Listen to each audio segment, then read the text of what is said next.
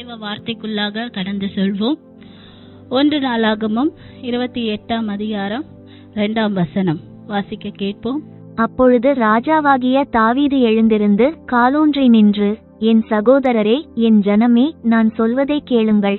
கர்த்தருடைய உடன்படிக்கை பெட்டியும் நமது தேவனுடைய பாதபடியும் தங்குவதற்கு ஒரு ஆலயத்தை கட்ட நான் என் மனதிலே நினைத்து கட்டுகிறதற்கு ஆயத்தமும் பண்ணினேன்.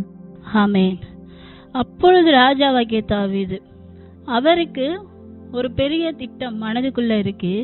அந்த உடன்படிக்கை பெட்டியையும் தேவனுடைய பாதப்படி தங்குவதற்கான ஒரு ஆலயத்தை நாம கட்ட வேண்டும்ன்ற ஒரு திட்டம் அவரிடத்துல இருக்கு.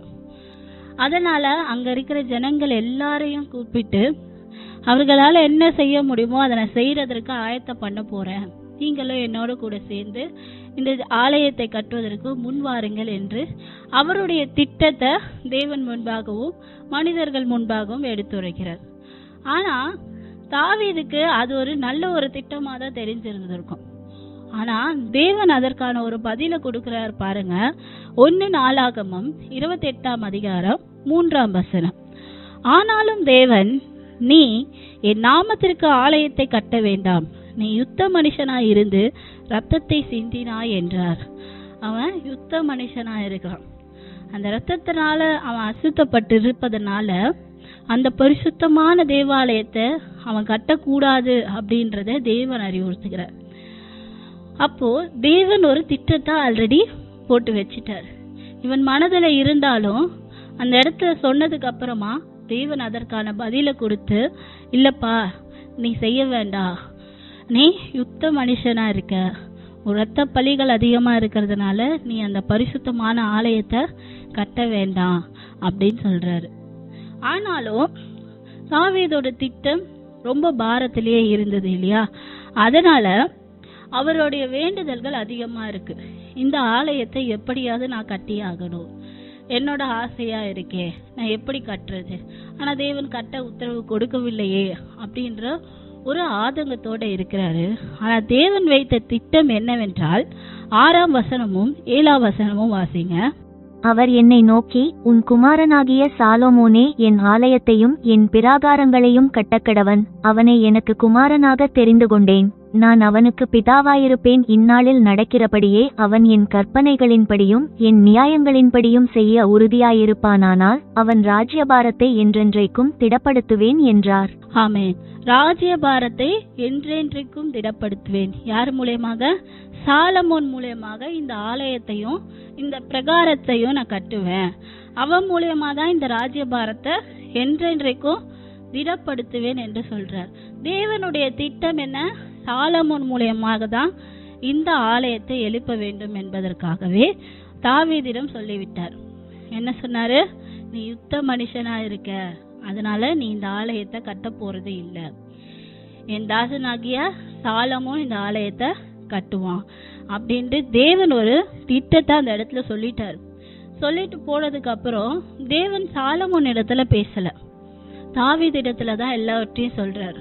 அப்போ தாவீது சாலமோனை வளர்க்கிற விதங்களும் அவனுடைய நடைகள் பழக்கங்கள் எல்லாவற்றையும் தேவனுக்கு முன்பாக உத்தமனாயும் நல்ல ஒரு பிள்ளையா அவனை வளர்க்கிறாரு. அவனை வைத்து அந்த ஆலயம் கட்ட வேண்டும் என்றால் அவனுடைய பரிசுத்தம் எவ்வளவு அதிகமாக இருக்க வேண்டும். அதற்காக தாவீது சாலமோன் இடத்துல ஒரு அறிவுரை கூறுகிறார். 1 நாளாகமம் 28:9ஆம் வசனம். என் குமாரனாகிய சாலமோனே, நீ உன் பிதாவின் தேவனை அறிந்து அவரை உத்தம இருதயத்தோடும் உற்சாக மனதோடும் சேவி. கர்த்தர் எல்லா இருதயங்களையும் ஆராய்ந்து நினைவுகளின் தோற்றங்களை எல்லாம் அறிகிறார். நீ அவரை தேடினால் உனக்கு தென்படுவார், நீ அவரை விட்டுவிட்டால் அவர் உன்னை என்றைக்கும் கைவிடுவார் என்று சொல்லுகிறார். எந்த தாய் தகப்பனாவது நம்ம இடத்துல சொல்லியிருப்பாங்களா? கிடையாது. நீ ப்ரே பண்ணு, ஏசப்பா கேட்பார். நீ இதை கேளு, தேவன் கொடுப்பார். நீ இதை பண்ணு, தேவன் கொடுப்பார். ஆனா அப்படி இல்லை. நம்ம தேட தேட தேட தேட தான், நம்மளுடைய முழு இருதயத்தோட தேடும் போதுதான். தகப்பன்மார் சொன்னாங்க, தாய் சொன்னாங்கன்றதற்காக தேவனை தேடக்கூடாது. நம்மளுடைய முழு இருதயத்தோட தேவனை தேடும் பொழுது தேவன் எப்பொழுதும் நம்மோடு கூட இருப்பார். சாலமோனுக்கு சொன்ன அறிவுரை, நீ அவரை விட்டுவிட்டால் அவர் உன்னை என்றைக்கும் கைவிடுவார். நீங்க எப்பெல்லாம் அவரை பற்றி தவறாகவோ இல்ல முறுமுறுத்தோ பேசும் பொழுது அவரை விட்டு விலகி வரணும்னு நம்ம நினைக்கிறோமோ, அப்போ தேவனோ நம்மை விட்டு விலகுவார். அதனால நாம பேசுகிற ஒவ்வொரு வார்த்தைகளும் கவனமாக இருக்க வேண்டும்.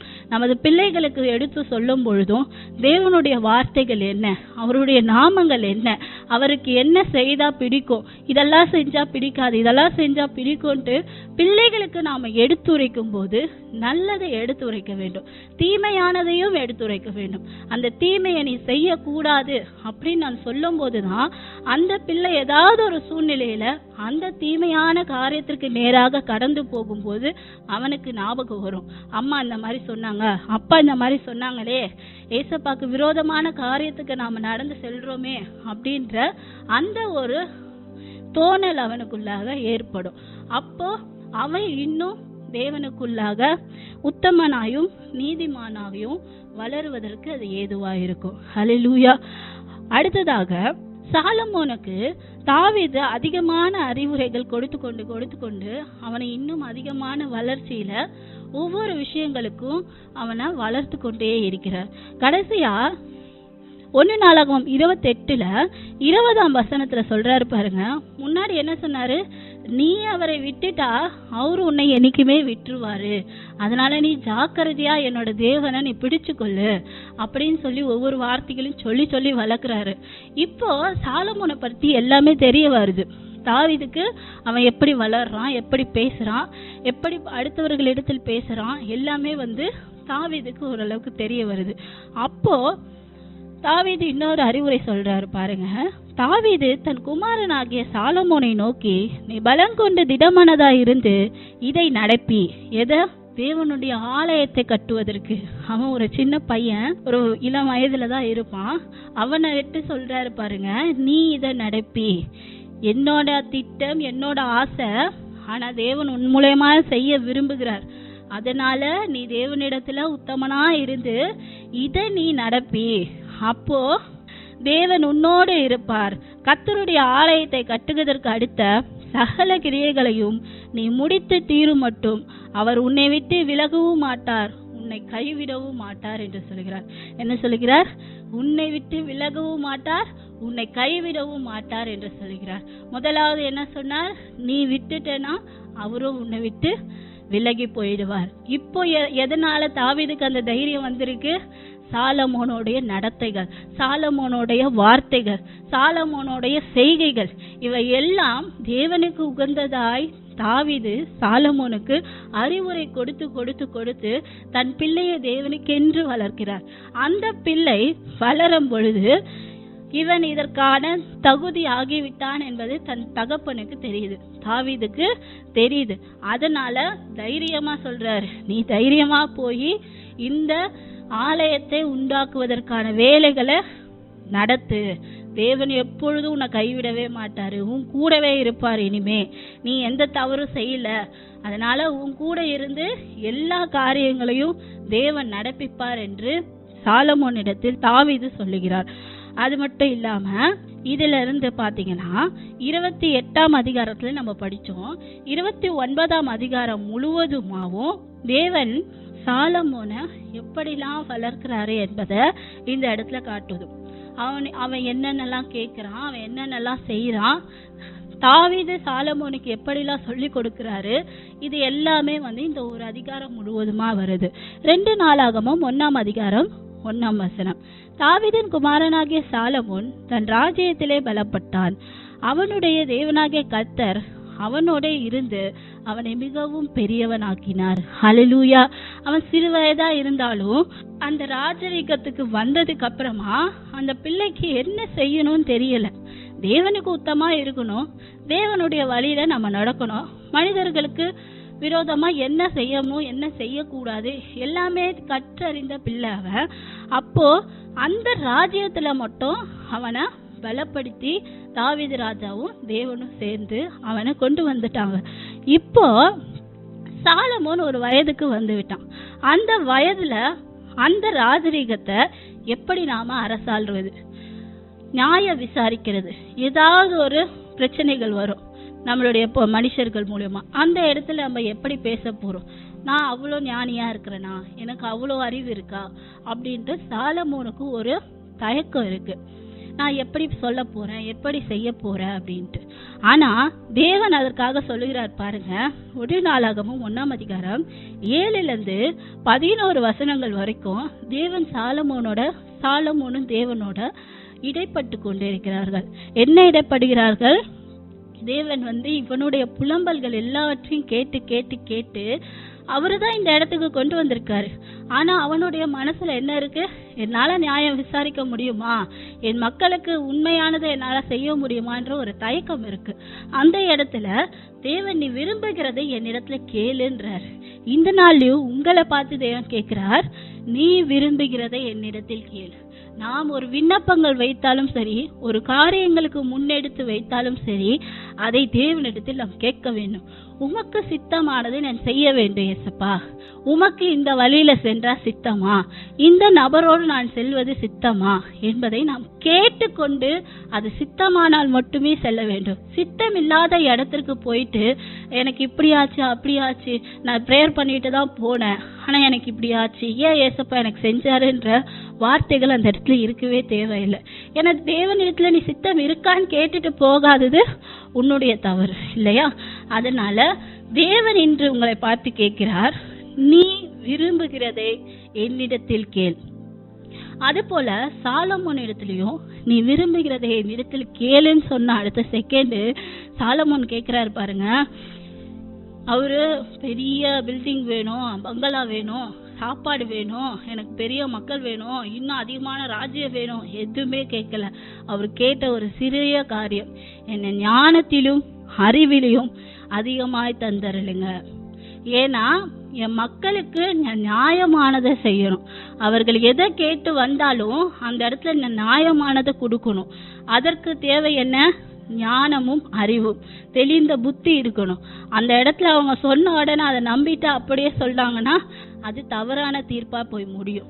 ஆனா ஞானமும் அறிவும் இருந்துச்சுன்னா அந்த இடத்துல யோசிச்சு இவங்க சொல்றது கரெக்டா, இவங்க செய்யறது கரெக்டான்றத யோசிச்சு ஒரு தீர்மானத்துக்கு கொண்டு வர முடியும். சோ சாலமோன் கேட்டது, ஞானத்தையும் அறிவையும் எனக்கு தந்தருளும், ஏராளமா இருக்கிற உம்முடைய ஜனத்தை நியாயம் விசாரிக்கத்தக்கவன் யார் என்றார்.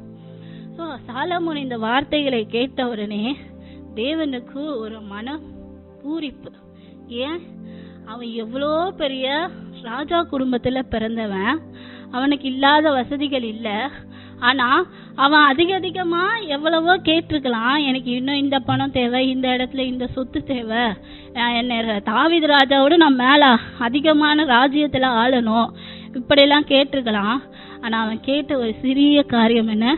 ஞானத்தையும் அறிவையும். தன்னுடைய ஜனங்களுக்காக அவன் கேட்டதுனால தேவன் கொடுத்த ஒரு அற்புதம் தான் என்னன்னா, நீ ஐஸ்வர்யத்தையும் சம்பத்தையும் கேட்கவில்லை, ஞானத்தையும் விவேகத்தையும் தந்தருளுகிறதும் அல்லாமல் உனக்கு முன் இருந்த ராஜாக்களை பார்க்கிலும் உனக்கு பின் இருக்கும் ராஜாக்களை பார்க்கிலும் இல்லாத ஐஸ்வர்யத்தையும் சம்பத்தையும் கனத்தையும் உனக்கு தருவேன் என்று சொல்கிறார். ஹல்லேலூயா.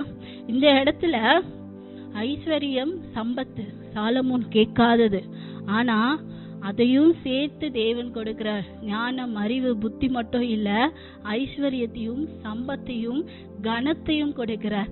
நம்ம மத்தியில எவ்வளோ பேர் நம்மளை ஏளனமா பேசியிருக்கலாம், ஆனா தேவன் நம்மை நடத்த வேண்டும் என்று இருந்தால் அந்த இடத்திற்கு நமக்கு வர வேண்டிய கனத்தையும் நமக்கு வர வேண்டிய ஐஸ்வர்யத்தையும் தேவன் கொடுக்க வல்லவராயிருக்கிறார்.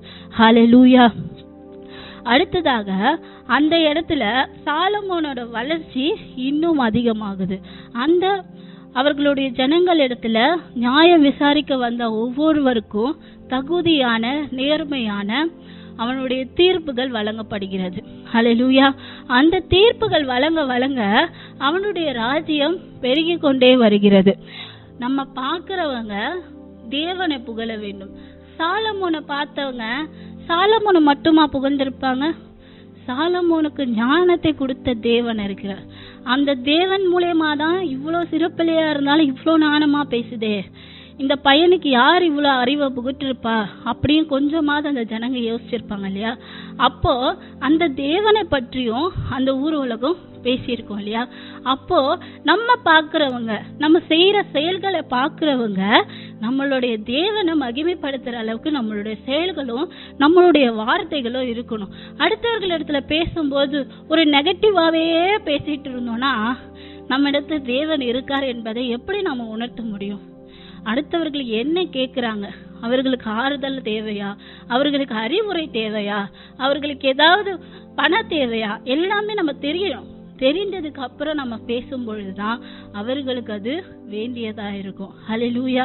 தேவன் அதே போலதான் சாலமோனை ஞானத்திலும் ராஜ்யத்திலும் பலப்படுத்திட்டே வராரு.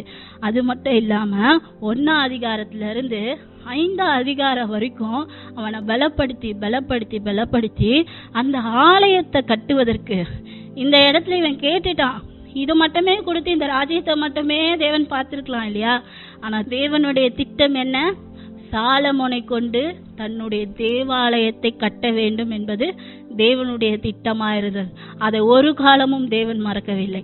அதனால சாலமோனிடையே அந்த ராஜ்யம் வளர வளர அந்த சபைக்கு ஏதுவான காரியங்கள் ஒவ்வொன்றாய் கட்டுமான பணிகளும் சரி, அதுக்கு தேவையான பொருட்களும் சரி, தேவன் ஒவ்வொரு இடத்துல இருந்து கொண்டு வந்து சாலமோனிடத்தில் நிரப்பி அந்த வேலைகளை வாங்கி கொண்டிருக்கிறார். சாலமோன் மூலமாய் இந்த இடத்துல இப்படி கட்டணும், இந்த இடத்துல இவ்வளவு அடிகள் இருக்கணும், இந்த இடத்துல இவ்வளவு நீளங்கள் இருக்கணும், இந்த இடத்துல தொங்குத்திரை கட்டணும், எல்லாமே இன்ச் பை இன்ச் ஒன்னா சொல்லி சொல்லி சொல்லி சாலமோன் இடத்துல அந்த 5ஆம் அதிகாரம் வரைக்கும் தேவன் அவருக்கு சொல்லி சொல்லி அந்த ஆலயத்தை கட்டுகிறார். ஹல்லேலூயா. சாலமோனுடைய சாட்சியா ஒரு இடத்துல வருது பாருங்க, 2 நாளாகமம் 6ஆம் அதிகாரம் 4ஆம் வசனம். ஏன் இந்த சாட்சினா, தாவீது எவ்வளவு வேணாலும் சொல்லி கொடுத்துருக்கலாம் தேவனை பற்றி. ஆனா நான் என் அப்பா மூலியமா வந்தேன், என் அப்பா சொன்னதுனால நானும் ஜெபிச்சேன், என் அப்பா சொன்னதுனால காணிக்க போட்டேன், என் அப்பா சொன்னதுனாலதான் ஏசப்பாவை வேண்டுறேன், இல்லைன்னா நான் வேண்ட மாட்டேன்னு சாலமோன் சொல்லியிருக்கலாம். இந்த காலத்துலயும் நிறைய பேர் சொல்றாங்க அது போல. எதற்காக இதை செய்யறீங்கன்னு கேட்டா, என் குடும்பம் எல்லாரும் செஞ்சிட்டு இருக்காங்க அதனால நான் செய்யறேன்னு சொல்றாங்க. ஆனா ஏன் செய்யறோன்றது யாருக்குமே தெரியறது கிடையாது. அதனால சிறு பிள்ளைகள் யாராவது பாத்தீங்கன்னா, ஏன் நம்ம ஜெபிக்கிறோம், ஏன் நம்ம காணிக்க போடுறோம், இயேசு என்றது யார், எல்லாமே உங்களுடைய தாய் தகப்பன் இடத்துல கேட்டு தெரிந்துட்டு அதுக்கப்புறம் தேவனை ருசி பார்த்து அவரை வேண்டுதல் செய்யுங்க. அப்பொழுது உங்களுடைய வேண்டுதல்களும் உங்களுடைய வார்த்தைகளும் தேவனிடத்தில் போய் எட்டும். ஹல்லேலூயா. இப்போ சாலமோன் ஒரு சாட்சி சொல்றாரு, தாவீது மூலமா எனக்கு அந்த திட்டத்தை கொடுத்திருந்தாலும் ஆனா தேவன் என்னை இவ்வளவு அழகா பயன்படுத்தி இருக்காருன்றத ஒரு சாட்சியா சொல்றாரு பாருங்க. அவன் சொன்னது, இஸ்ரவேலின் தேவனாகிய கர்த்தருக்கு ஸ்தோத்திரம், அவர் என் தகப்பனாகிய தாவீதுக்கு தம்முடைய வாக்கினால் சொன்னதை தம்முடைய கரத்தினால் நிறைவேற்றினார். யாருடைய வாக்கினால? தேவனுடைய வாக்கினால சொன்னத தேவனுடைய வார்த்தையாலேயே தேவனுடைய கரத்தினாலையும் இந்த ஆலயத்தை எழுப்ப தேவன் வல்லவராய் இருந்திருக்கிறார். தான் பேரை போட்டிருக்கலாமே அந்த இடத்துல, நான் தான் இந்த இடத்த கட்டினேன், நான் தான் இந்த இடத்துக்கு இவ்வளோ செலவு பண்ணேன் அப்படின்ட்டு அவன் நான்ட்டு அந்த இடம் முழுவதுமே, அந்த ராஜ்யம் முழுவதுமே தன் பேரை பிரஸ்தாபப்படுத்திருக்கலாம். ஆனா சாலமோன் அதை செய்யல. தேவனை மகிமைப்படுத்தும் விதமாக இந்த சாட்சிய அநேக மக்கள் முன்பாக அவன் எழுந்திருந்து இந்த சாட்சிய சொல்றான். தாவீதுக்கு தம்முடைய வார்த்தையினால் தம்முடைய வாக்கினால் சொன்னதை தம்முடைய கரத்தினால் இன்று நிறைவேற்றி கொடுத்திருக்கிறார் என்பதை சாலமோன் அந்த இடத்துல ஒரு சாட்சியாய் நிற்கிறார். தேவன் நமக்கு எவ்வளவோ காரியங்கள் நமக்கென்று ஏற்படுத்தின திட்டங்கள் அநேகமா இருக்கும். அதற்கு நாம ஃபர்ஸ்ட் வழி விடணும். சாலமோன் எப்படி வெறும் ராஜ்யத்தை மட்டும் தான் என்னால பார்க்க முடியும், உம்முடைய வேலையெல்லாம் என்னால செய்ய முடியாதுன்னு சொல்லல. ஆனா தேவன் சொன்ன அந்த ஒரு கட்டளையை நிறைவேற்றுவதற்காக அவனுடைய பாரங்களும் அவனுடைய தேவைகளும் அவனுடைய வார்த்தைகளும் அங்க தேவைப்பட்டுச்சு. அது போல நம்மிடத்துல தேவன் என்ன செய்யணும்னு விரும்புறாரோ முதல்ல நாம தேவனிடத்துல ஒப்பு கொடுக்க வேண்டும். ஏசப்பா, என்ன கொண்டு நீங்க எங்க பயன்படுத்த போறீங்களோ, என்னை கொண்டு என்ன இடத்துல யார் இடத்துல நீங்க பேசணும்னு நினைக்கிறீங்களோ அங்க நீங்க எங்க கொண்டு போங்க ராஜா, உம்முடைய சித்தத்தின்படி என்ன செய்யுங்கப்பா அப்படின்னு நாம சொல்லும் பொழுது தேவன் நமக்கு என்று ஒரு பாதைகளை காட்டுவார். நான் உனக்கு வைத்திருக்க திட்டம் இதுதான் மகனே, உனக்காக வைத்திருக்கிற திட்டம் இதுதான், இந்த திட்டத்தின்படி நீ எனக்கு என்று செய், உன்னை நான் உருவாக்குனதே அதற்காகத்தான் அப்படின்ட்டு ஒவ்வொரு வார்த்தைகளையும் நமக்கு என்று தேவன் அருளி செய்வார். அந்த தேவனுடைய திட்டம் எந்த இடத்துல நிறைவேறுதுன்னு பாருங்க. 2 நாளாகமம் 5ஆம் அதிகாரம் 1ஆம் வசனம். கர்த்தருடைய ஆலயத்திற்காக சாலமோன் செய்த வேலைகள் எல்லாம் முடிந்த பின்பு சாலமோன் தன் தகப்பனாகிய தாவீது பரிசுத்த பண்ணும்படி நேர்ந்தவைகளை கொண்டு வந்து வெள்ளியையும் பொன்னையும் சகல பனிமுட்டுகளையும் தேவனுடைய ஆலயத்தின் பொக்கிஷங்களிலும் வைத்தான். அதே 14ஆம் வசனம் பாருங்க. அந்த மேகத்தின் நிமித்தம் ஆசாரியர் ஊழியம் செய்து நிற்க கூடாமற் போயிற்று. கர்த்தருடைய மகிமை தேவனுடைய ஆலயத்தை நிரம்பிச்சு. அப்போ அந்த இடத்துல வேலைகள் முழுமையா முடிந்து அந்த ஆசாரியர்கள் அந்த இடத்துல போய் ஊழியம் செய்யவே முடியல. அந்த அளவுக்கு தேவனுடைய பிரசன்னம், தேவனுடைய மகிமையின் மேகம் அந்த இடத்தை முழுவதுமா நிரப்பிருந்துச்சு. அந்த இடத்துல அவர்களால நிற்க கூடாம போய் அவர்கள் வெளியே வந்து அவர்களுடைய சாட்சிகளை பகிர்ந்து உரைக்கிற அளவிற்கு அந்த தேவாலயத்தை தேவன் கட்டி எழுப்பினார். இந்த நாளிலும் நமக்கு என்று தேவன் என்ன சித்தம், என்ன திட்டம் வைத்திருக்கிறாரோ அந்த திட்டத்திற்கு நாம் பலி விடுவோம். அந்த திட்டத்தை செயல்பட நாம் ஒப்பு கொடுப்போம். அவை எல்லாம் நேர்த்தியாய் செய்து நம்மையும் சாட்சியாக மாற்றுவார். நமக்கு தேவையான ஞானத்தையும் அறிவையும் புத்தியையும் ஐஸ்வர்யத்தையும் சம்பத்தையும் எல்லாவற்றையும் நமக்கென்று கொடுப்பார். தேவனை புகழ்ந்து பாடி நாம் ஆராதனை செய்வோம். ஒவ்வொரு நாளும் நீங்கள் வேண்டுதல் செய்யும் போது சாலமோனுக்கு கொடுத்த ஞானத்தை போல எனக்கு ஞானத்தை கொடுங்க ராஜா, உம்முடைய திட்டம் என்ன என்பதை நான் அறிந்து அதன்படி செயல்பட எனக்கு உதவி செய்யுங்க என்று நீங்க கேட்கும்போது தேவன் உங்களை கண்டிப்பாக அதை நிறைவேற்றும் வரைக்கும் உங்களை கைவிடாதிருப்பார். ஹல்லேலூயா. மகா பரிசுத்த எங்க நல்ல ஆண்டவரே, உமக்கு ஸ்தோத்திரம் தகப்பனே. நேற்றும் இன்றும் என்றும் மாறாத தேவனே, அப்பா இதோ இந்த வார்த்தைகளை எங்களுக்கு கொடுத்ததுக்காக நன்றி ராஜா. அப்பா என்னுடைய தகப்பன் மூலியமாகவோ இல்லை என் தாயின் மூலியமாகவோ எங்களுக்கு என்று நீங்க ஒரு திட்டத்தை வைத்திருப்பீங்க தகப்பனே. அந்த திட்டத்தை நாங்க செயல்படுத்த எங்களை உம்மிடத்துல ஒப்பு கொடுக்கிற ராஜா, நீங்க கேளுங்க. ஒவ்வொருத்தரும் ஒப்பு கொடுங்க. உங்களுடைய ஆள் மனதிலிருந்து அவரிடத்துல ஒப்பு கொடுங்க. என்ன உம்முடைய திட்டத்தை என் மூலமாய் செயல்படுத்துங்க தகப்பனே. ஹல்லேலூயா, ஹல்லேலூயா, ஹல்லேலூயா, ஹல்லேலூயா. இந்த நாளில எங்களை முழுவதுமாக ஒப்பு கொடுக்கிறேன். எங்களை ஞானத்தாலும் அறிவாலும் புத்தியாலும் ஐஸ்வர்யத்தாலும் சம்பத்தாலும் நிரப்புங்க தகப்பனே. எங்களுக்கு தேவையான காரியங்களை நிரப்புங்க அப்பா. உம்முடைய சித்தம் என்னவென்று நாங்க செயல்பட எங்களை வழிவாசலை திறந்தருளுங்க. நீரே பொறுப்பெடுத்து வழி நடத்துங்க. எங்க குடும்பத்துல நீங்க தலைவராய் இருந்து எங்களை வழி நடத்துங்க. இயேசு கிறிஸ்துவின் நாமத்தில் ஜெபிக்கிறேன் ஜீவனுள்ள நல்ல பிதாவே, ஆமென்.